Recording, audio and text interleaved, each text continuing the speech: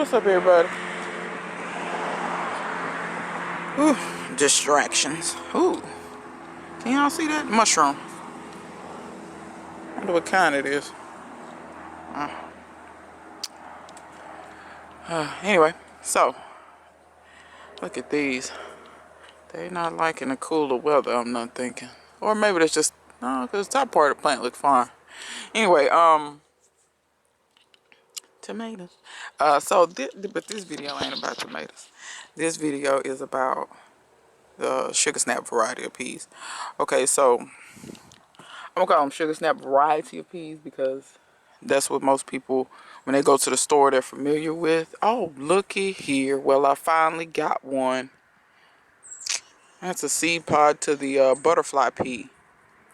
I mean, I had been seeing, but I never did see any seed pods. But anyway, which the butterfly pea flower, which is those blooms right there. That it's not looking so hot. But anyway, yeah, like I said, I'm gonna do a video about those because those actually have a herbal benefit to them. So I want to talk about these because look at here, they're starting to flower already. But yeah, I want to talk about these because I talked about the field peas already. If you haven't seen the field pea video, go back and look at that. So if you look down in here, you see how I got a whole bunch of these in here. This is probably 20 or 30 plants. I know a lot of people gonna say, oh, that's a lot of plants and blah blah blah, and you read this stuff about, you know, how much you can get from so many plants. Don't listen to none of that stuff. A lot of times when they telling you how many pounds you can get from something, you really honestly just have to grow it yourself, because it depends on the soil, it depends on how you fertilize, it depends on sunlight. It's so many factors. It depends on weather. You have to have almost a perfect season. No pests, you know, all these different things that they're not telling you that they're calculating into these factors. So what you want to do is for me, what I do is, see, I learned this the hard way, and this is why I'm going to try to save some of my newbie gardeners some headaches. When it comes to these sugar snaps, if you buying your seeds from Dollar Tree or something like that, where you can get the seeds for 25 cents, I think in those seed packs it might be 10 or 15 seeds roughly. Um, don't don't just buy one seed pack or two seed packs and think that's good. Buy 10 or 15 of them. I know you're gonna say, well, geez, that's a lot. Yeah, like I said, this is, I think I planted 20 or 30 seeds. And keep in mind, you always gonna have some seeds that just don't do well. If you look in here, how densely this is planted. If you look right there, you can see that's about an inch apart. That's about an inch and a half to the, let me see, that's not a pea, that's something else. But you can see I have them planted about an inch apart. The root systems on these are not big. I found that out, you know, after growing them for a little bit. The root systems on these are not big. They're kind of dainty plants.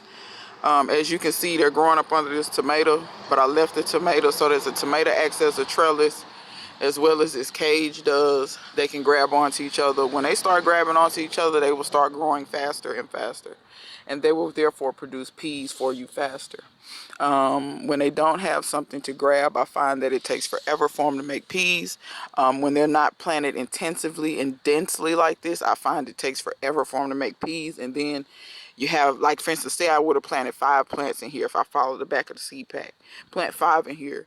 Okay, well, when you get ready to harvest, just understand you're not going to have that many peas. You understand what I'm saying? See, when I harvest these, I'm going to be honest. I'm so greedy with, well, I'm greedy with everything out here, but that's neither here nor there. You know, I'm seeking treatment for that. Anyway, when I'm out here, I don't have time to, like, when I first used to grow them, I grow 5 or 6 in each tire. And you come out here and you got 2 or 3 pea pods to harvest at the time. Now, these are great raw, so, you know, don't discount them when they're raw. However, if you ever want to take any in the house and cook any, you out of luck. I find that these are the freshest. The faster you can eat them out of the garden, the better they are, because the sugars are still sugar. They haven't turned to starches. The longer they're off the plant, the sugars begin to turn into starches, and you get a more starchy taste. That's why the ones you taste in the store, are they sweet? Yeah, but they're not as sweet as they were when they were picked. That's if they were even picked when they're ripe. So many commercial farmers just cannot pick things when they're ripe, because if they pick them when they're ripe, by the time they make it to the grocery store, it'll be rotten. So in my opinion, these are the best fresh. If I do cook them, which I rarely do because I usually just eat them raw in the garden, they're just kind of like a snack for me, kind of, like breakfast. But yeah, I see a tomato that's ripe. Anyway, distracting.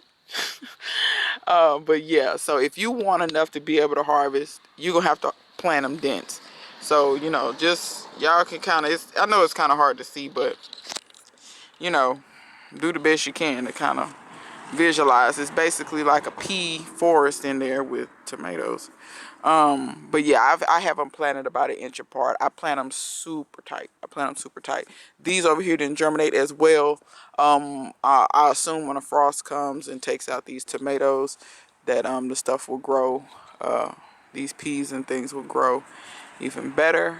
I'm gonna take you to another spot in the garden where I have some planted. That's another thing when I plant my sugar snap peas. A lot of people is just ripping stuff out of their garden willy-nilly. I don't. As you can see, my peas are always planted under something else. So here, I actually planted these pretty densely. And I actually had poor germination. I got some more. These are coming up. I got some that are coming up pretty decently here. I'm trying to bury that one a little more. They don't have to be buried. You can just sprinkle them on top of the dirt and they will do their thing, trust me. And it won't hurt anything. The roots will find their way into the soil, and the little sprouts. I don't know if y'all can see that where my fingertip is. The little sprouts are coming up. I think I sowed these 3 days ago. But it looks like the peas that I just got were better seeds than the first batch of seeds I had. It looks like the germination rate is better. Because if you guys can look in here, I can see them, all the little green places where it's pushing through the soil.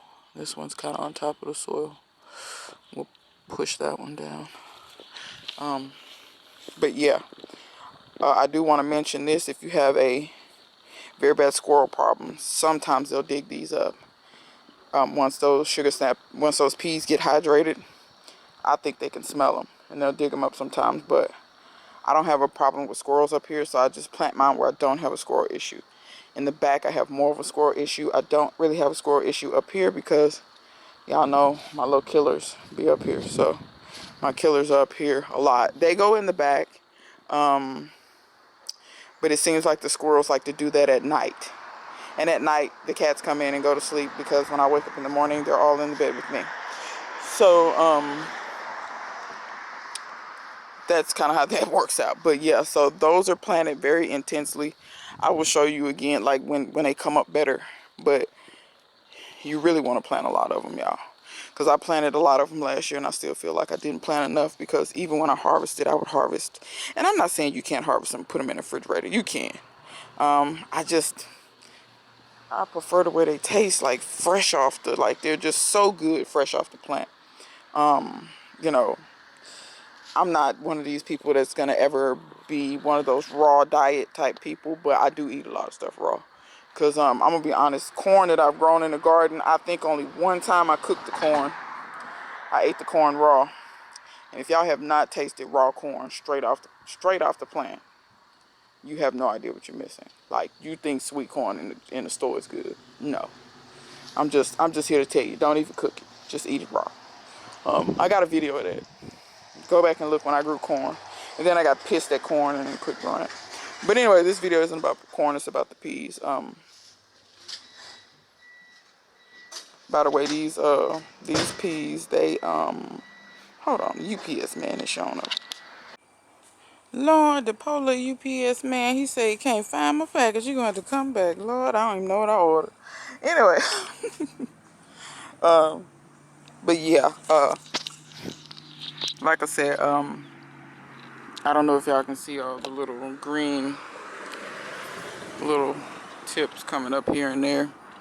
But more are going to come up because I have them planted really tight up in here. So you'll see how many, like I said, before I thought I had enough and I would harvest, you know, 10 or 15 pods, 20, 30 pods sometimes on a good day.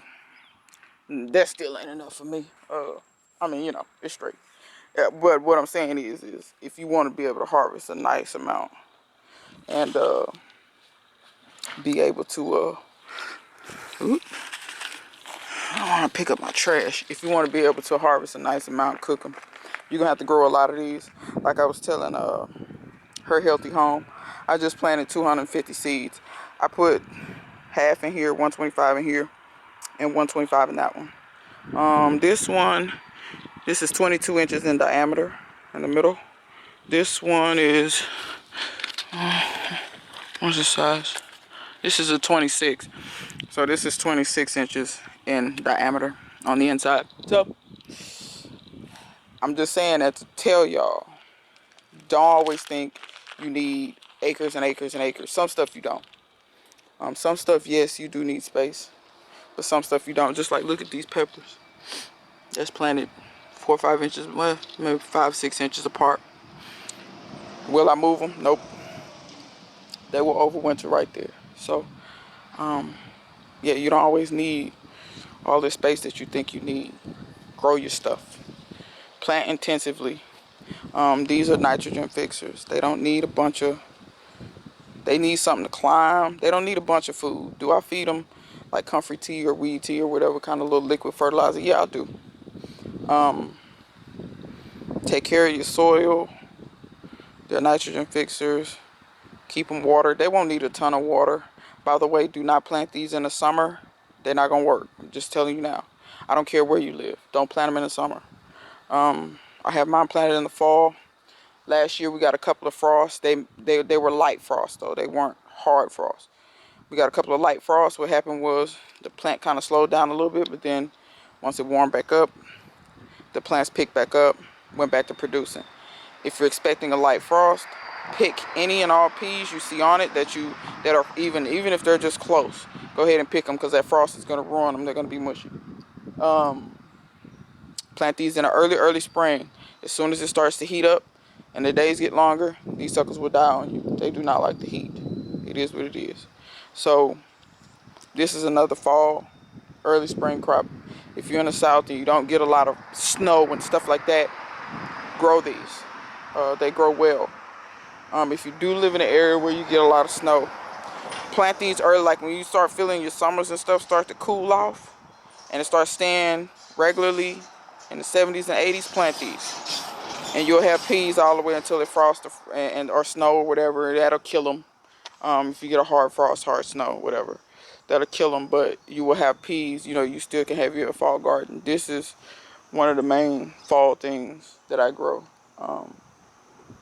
And that way you can have you some vegetables going into winter. If you grow enough of them, you may be able to save them, can them, do whatever y'all like to do with them going into the winter months. But y'all, I'm gonna come back and do a video on overwintering peppers. So y'all stay tuned for that one.